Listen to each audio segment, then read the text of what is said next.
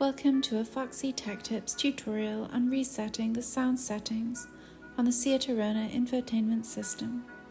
If you find this tutorial helpful, please consider subscribing to my channel and liking the video.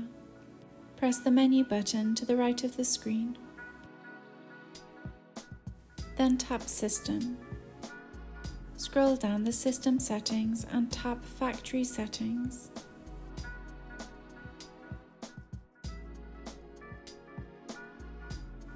In the factory settings, tap Sound. Tap Reset on the pop-up. Your sound settings will now be reset. And that draws an end to this tutorial. Please like the video if you found it helpful and subscribe to Foxy Tech Tips for more Seat Arona tips and tricks.